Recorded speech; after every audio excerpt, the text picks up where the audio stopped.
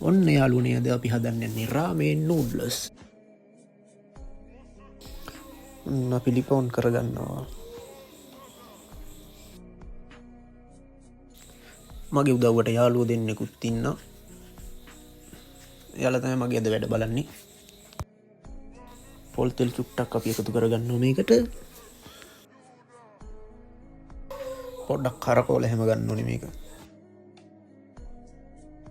අපි කපාගත්ත කැරට්, ලූණු, සුදු ලූණු, තක්කාලි, ලීක්ස් ඒ ටික තියෙනවා. ඉස්සෙල්ලාම අපි සුදු ලූණු එකතු කරගන්නවා. අපේ වැඩ බලන උතුමාණනුත් ඉන්නවා. හොඳට බලාගෙන ඉන්නේ මොනවද වෙන්නේ කියලා මෙතන.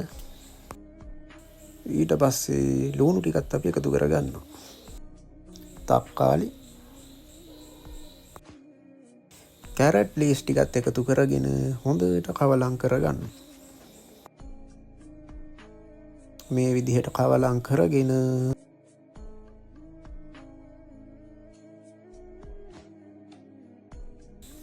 වැඩ බලන උතුමාණන් බලන් ඉන්න පිරිසිදුව වැඩේ වෙනවද කියලා මෙතන.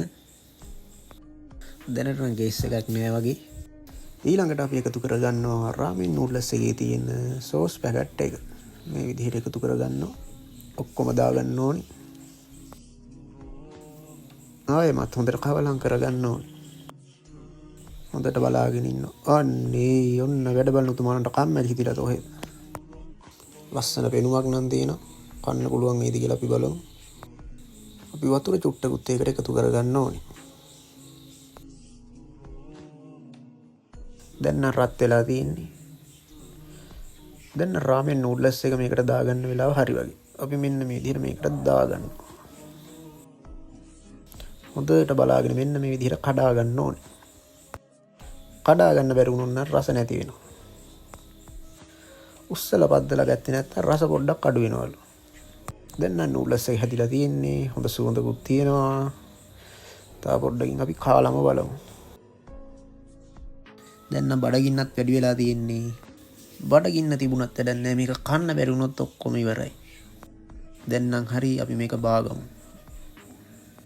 එන්න මේ විදිහට දාගන්න ඕනි. වැඩ බලන උතුමාණන් හරියට බලාගෙන ඉන්නේ. එක කෑල්ලක් හරි බිමට වැටෙනවද කියලා.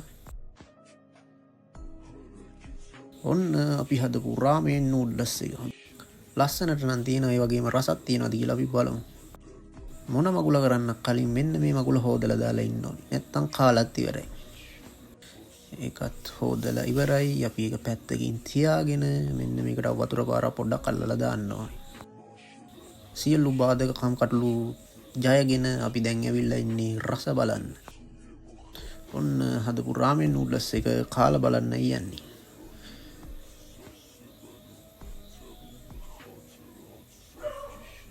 එහෙම අරගෙන එන්නෙත් නෑ.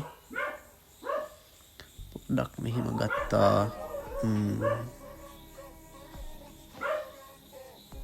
අවුලක් නෑ, සුපිරියට තියෙනවා. ඔයාලා try කරලා බලන්න.